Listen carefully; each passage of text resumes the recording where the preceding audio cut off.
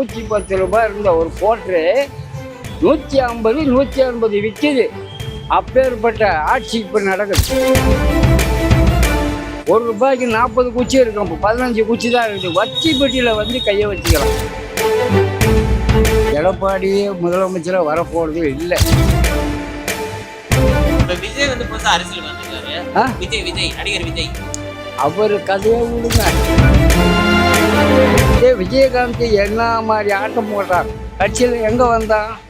ஜெயலலிதா கிட்ட தான் வந்து அவன் எதிர்கட்சியை உட்கார்ந்தான். அதே நிலைமை தான் இவர் வரணும். இதே இந்த நேரத்தில் தான் ஜெயலலிதா சசிகலா வந்தான். சரி, அவளை சேர்க்க வேணாம், அவள் கொலைக்காட்சி தான்.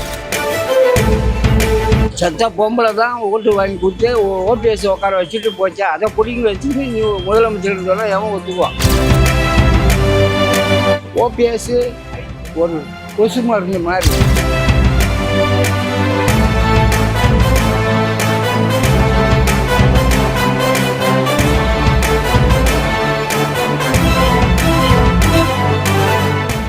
தமிழ்நாட்டில் ஆட்சி மாற்றம் வேணும்னு நினைக்கிறீங்களா? வேணாம். ஆட்சி மாற்றம் வேண்டும், ஆனால் நல்ல ஆட்சியாக அமையணும். யார் நல்லாட்சி தருவான்னு நினைக்கிறீங்க? இப்போ வந்து எடப்பாடியே முதலமைச்சராக வரப்போகிறது இல்லை. தினகரன் சார்பில் நிற்பாங்க. இதுதான் பாஜகவுடைய தீர்ப்பு, புரியுதுங்களா? அதனால தான் அவங்களோட இணைகிறாங்க. இவர் வந்து இணைச்சி அடுத்த ஸ்டேஜில் எதனா ஒரு பதிவு கொடுப்பாங்க. இல்லைன்னா இவர் மேலே குற்றம் அதிகம் இருக்குது. இந்த குற்றத்தில் உள்ளே போயிடுவார். இதுதான் இப்போ 4 நாள் அதிமுகவோட கூட்டணி வந்து வலுவாயிட்டே போகுது. திமுகவோட கூட்டணி வீக்காது. அதிமுகவோட யாரும் கூட்டணி சேர மாட்டாங்க.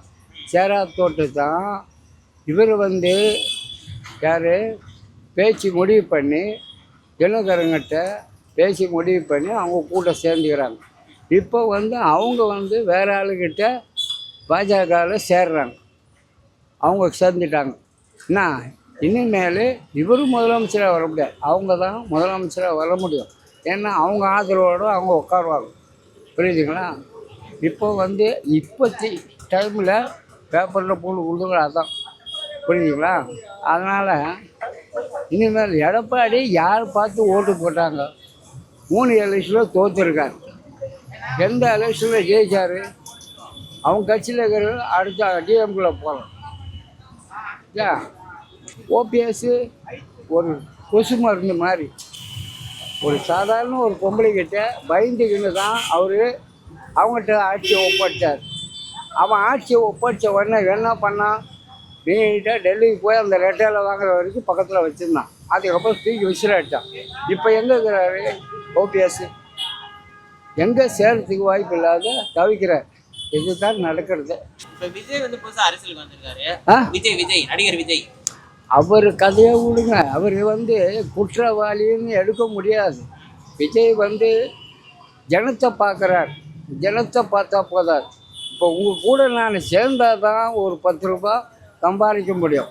உங்கள் சார்பில் எனக்கு 10 ரூபா கொடுப்பீங்க, நான் மக்களுக்கு செலவு பண்ண முடியும். அவர் தனியாக கட்சியை ஆர்மிக்கு போடுகிறார் பார்த்தேன். தனியாக கட்சியில் நின்று யாரும் இதே விஜயகாந்த் என்ன மாதிரி ஆட்டம் போட்டான், கட்சியில் எங்கே வந்தான்? ஜெயலலிதா கிட்ட தான் வந்து அவன் எதிர்கட்சியை உட்கார்ந்தான். அதே நிலைமை தான் இவர் வரணும். அவங்க கட்சிக்காரங்க எல்லாம் முடிவு எடுப்பாங்க, புரியுதுங்களா? இவர் தனித்து போட்டி போட முடியாது. தனித்து போட்டு போட்டால் 41 பேர் சாவுக்கு காரணம் இவர் ஆகிடுவார், புரியுதுங்களா?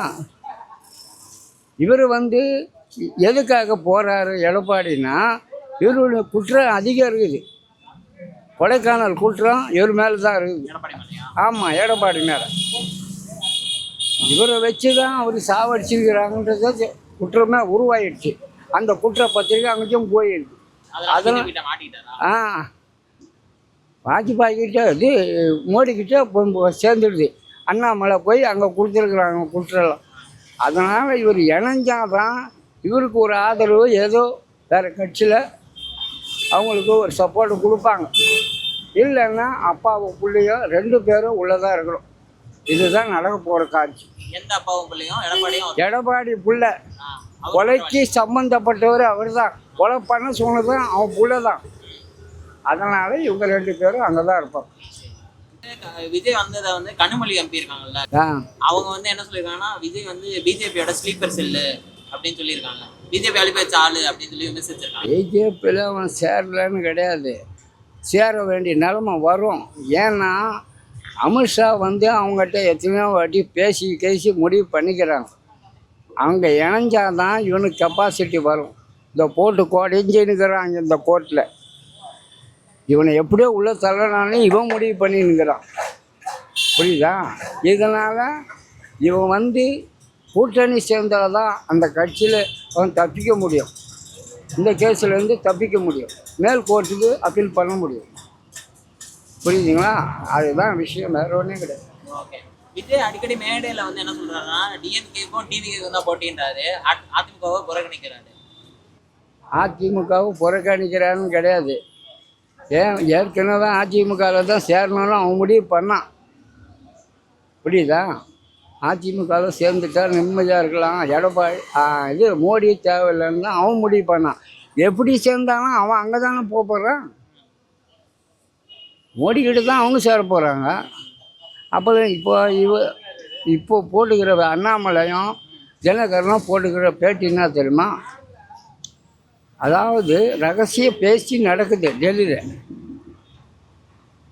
ஆட்சி இவங்கக்கிட்ட வரப்போகிறது இல்லை, இவங்களுக்குள்ளே அங்கே பேச்சுவார்த்தை நடக்குது ரகசியமாக. இவங்களுக்குள்ளே பேசுகிறாங்க தினகரனும் அண்ணாமலையும். புரியுதுங்களா? இதனால் வந்து இவனை இப்படி எடுத்துன்னு வந்துட்டு எடப்பாடி ஏற்கனவே எத்தனை வாட்டி கலைஞர் பண்ணார் விஜயகாந்த். ஒரு எலெக்ஷன்லையும் ஓட்டு லிஸ்ட்டு ஒன்று கூட அது வராத அளவுக்கு பண்ணிட்டார், கனெக்ஷனை மாற்றி கொடுத்து. அந்த நிலமை தான் உருவாகும். இப்போ விஜய் வந்து ஒழுங்குபடலைன்னு வச்சுக்க, இவர் ஓட்டே வராது. ஒரு ஜனத்தை வச்சு இப்போ எடை போடுறார், ஜனத்தை வச்சு எடை போட முடியாது. இப்போ கொடுக்குறதெல்லாம் வாங்கிறதுக்கு தான் ஜனம். ஓட்டு போடுற நேரத்தில் ஜனம் மாறிடும். நீ பணம் செலவு பண்ண மாட்டேன், உனக்கு யார் சப்போர்ட் பண்ணுவோம்? பெரிய இடத்துல நீ பிடிச்சின்னா உனக்கு பணம் வரும். அவங்களே கட்சிக்கு எவ்வளோ பணம் தேவையோ எத்தனை கொடுவோனாலும் கொடுப்பான். நீங்கள் அது இங்கே வேணாம், நான் தனியாக நிற்பேன்னா உனக்கு எவன் செலவு பண்ணுவான்? இதுதான் நடக்க போகிறது. ஸ்டாலின் வந்து 1000 மகளிருக்கு உதவித்தொகை கொடுத்தாரு. அப்போ எடப்பாடி என்ன சொன்னார்னா தமிழ்நாட்டோட நிதி நிலையை அது மிகவும் பாதிக்கும், தமிழ்நாடு கடனில் போயிடும்னு விமர்சனம் பண்ணார். ஆனால் இப்போ அவரே வந்து மாதம் 2000 ரூபாய் தர்றேன்னு சொல்லி 3000 ரூபாய் தரேன்னுகிறார். எடப்பாடி 3000 ரூபாய் தரேன்னுகிறார் மாதம். அது 3000 ரூபாய் எப்படி கொடுப்பாரு? ஆட்சியில் வந்தால் தானே கொடுப்பாரு. எல்லாருமே அறிக்கை கொடுக்கறது என்னமோ முன்னாடியே கொடுத்துட்டா, எலெக்ஷனில் வந்து நின்று பிறகு தானே கொடுக்க போகிறாரு. இப்போயா கொடுக்க போகிறார்? அவர் ஜெயிச்சா தான் கொடுக்குறான்னுக்கிறார். அதே மாதிரி இவரும் ஏற்கனவே ஆட்சிக்கு வரும்போதே சொன்னது தான் இப்போ செய்திருக்கிறார். 1000 ரூபாய் அது ஒரு 2 மாதம் நிப்பாட்டினார். திருப்பின்னு அவங்க போராட்டம் பண்ணி திருப்பின்னு கொடுக்குறார். இதுதான். யார்? எடப்பாடிக்கு முதலமைச்சர் பதவி வராது. இந்த கேஸிலேருந்து தப்பிக்கணும்னா வேறு எதனா ஒரு பதவி போட்டு கொடுப்பாங்க தினகரன். அதுதான் நடக்கும் அங்கே நடக்கிற விஷயமா டெல்லியில். புரியுதா? அவங்களும் 2-3 முறை பேசிட்டாங்க. மோடியும் வந்து இங்கே பேசினார், ஒத்துப்பட்டு வரல. அமித்ஷா வந்து பேசினார், ஒத்துப்பட்டு வரல. ஒன்று கூடுங்க, ஒரு ரொட்டி துண்டு 4 துண்டாக பிரிச்சிங்கன்னா எவன் கூட்டம்? இப்போ இந்த எலெக்ஷனில் அவன் ஜெயிக்க முடியுமா? ஜெயிச்சானா? கிடையாது. இதே இந்த நேரத்தில் தான் ஜெயிலில் சசிகலா வந்தா. சரி, அவளை சேர்க்குவானா? அவள் கொலைக்காட்சி தான். இவனை சேர்த்துருக்கல. நீ எல்லோரும் பிடிவாதமாக பண்ணி நானே முதலமைச்சர்னா எந்த ஆட்சி ஓட்டு போட்டு நீ ஜெயிச்ச? அந்த செத்த பொம்பளை தான் ஓட்டு வாங்கி கொடுத்து ஓபிஎஸ் உட்கார வச்சுட்டு போச்சா. அதை பிடிங்கி வச்சுட்டு நீ முதலமைச்சர்னு சொன்னால் எவன் ஒத்துக்குவான்? மக்கள் ஒத்துக்க மாட்டான். அதுதான் நடக்குது. பெண்களுக்கு இலவச பஸ் கொடுத்தது வந்து அவங்க பொருளாதாரத்தை முன்னேற்ற பொருளாதார சுதந்திரத்தை கொடுத்துருக்கு. ஆண்களுக்கு இலவச பஸ்ன்னு எடப்பாடி சொல்லியிருக்காரு. அதை எப்படி பார்க்குறீங்க? அதாவது இது மொத்தத்தில் இத்தனை வருஷம் ஆண்டு காலமாக நடக்குது எலெக்ஷன். கவர்மெண்ட்டு பொருள் இலவசமாக கொடுக்கறது புடவை, ஜாக்கெட்டு, பணம், இது கரும்பு, அரிசி, பொது தான். இவன் இலவசமாக கவர்மெண்ட்டில் கொடுக்குறது. அப்போ ஆம்பளை எல்லாம் மேலே ஏறி போகலையா பஸ்ஸில்? ஆம்பளைங்கெல்லாம் போல. அப்போ அவங்களுக்கு மட்டும் டபுள் சார்ஜ் வாங்குறியா? அது என்ன அர்த்தம்? டபுள் சார்ஜிப்பா. 8 ரூபாய் டிக்கெட்டு 17 ரூபா வாங்கினான் டிரைவர், கண்ட்ராக்டர். அப்போ பொம்பளைங்க தான் ஓட்டு போட்டு ஜெயிக்கிறாங்க. ஆம்பளை இல்லாத பொம்பளை வந்துடுவாளா? இது வரைக்கும் எந்த ஆட்சின்னா அப்படின்னா சேஞ்ச் அடையுதா? சரி, அவங்க அப்பவும் கூட அந்த மாதிரி விட்டுக்கிறானா? கிடையாது. இந்த ஆட்சியில் வந்து இந்த மாதிரி மாற்றி அந்த அம்மா கட்சி நான் கொண்டு வரேன்னு சொல்லிட்டு ஏமாற்றி ஓட்டை போட்டு எல்லாம் ஒரு வழி ஆகிட்டாங்க. இப்போ எல்லா விலைவாசி ஏற்படுத்தி 110 ரூபாய் இருந்த ஒரு கோட்ரு 150 180 விற்கிது. அப்பேற்பட்ட ஆட்சி இப்போ நடக்குது. எதில் ₹1 40 குச்சி இருக்கும், இப்போ 15 குச்சி தான் இருக்குது. வச்சி பெட்டியில் வந்து கையை வச்சுக்கிறான். அப்போ யார் இதில் இருக்கிற எம்எல்ஏங்கள்லாம் அங்கங்கே பணத்தை குடிங்கன்னு இன்னும் ஏற்றிக்கான்னு இருக்கான். இதனால் மக்கள் பாதிக்கப்படுறாங்களே, நீ பாதிக்கப்படுறியா? நீ பணக்காரனுக்கு தான் செலவு பண்ணுற, ஏழைங்களை அடியோடு மறந்துட்டேன். ஆண்களுக்கு இலவச பஸ் கொடுக்குறாங்க, அது தேவைப்படுமா தேவைப்படாதா? யார் கொடுக்குறது? இல்லை கொடுக்குறேன்னு சொல்லியிருக்காரு எடப்பாடி. எடப்பாடி அவர் கொடுப்பாரு, எந்த பணத்தை போட்டு கொடுப்பாரு. ஏற்கனவே எத்தனை கோடி நஷ்டஈடுன்னு அவனே போட்டான். ஒரு மாதத்துக்கு எத்தனை கோடி நஷ்டம் ஆகுது பஸ்ஸு ஊழியர்களுக்கு. இந்த போராட்டம் நடத்துகிறான் கம்யூனிஸ்ட்டு. எதுக்கு? பஸ்ஸு ஊழியருக்கு தான். எதுக்கு போராட்டம் நடத்துகிறான்? அவனுக்கு போனஸ் கொடுக்கறதுல, படியை கொடுக்கறதில்ல, சம்பளத்தை நிறுத்தி வைக்கிறது, இதனால் அவன் போராட்டம் நடத்துகிறான். இதெல்லாம் பஸ்ஸு இந்த கவர்மெண்ட்டுக்கு சம்மந்தப்பட்டதை நீ கொடுக்க வேணாம். என்ன ஓட்டு போடுறாங்களா? நீ இலவசமாக கண்டதே கொடுக்க வேணாம். வீடு இல்லாத ரோட்டில் இருக்கிறாங்களா, அவங்களுக்கு ஒரு வீடை கட்டி கொடு. இதுதான் நீ செய்ய வேண்டிய கடமை. என்ன நான் அத்தை செய்கிறேன் இத்தை செய்கிறேன், இந்த ஊடு கோட்டர்ஸ் கட்டிக்கிறிய எவனுக்கு கொடுக்குற? நீ பணக்காரனுக்கு தான் கொடுக்குற, காரு பங்களா வச்சுக்கிறவனுக்கு, ஏழைக்கு கொடுக்கல நீ. புரியுதா? இதுதான் நடக்கிறது எங்கள் ஆட்சி.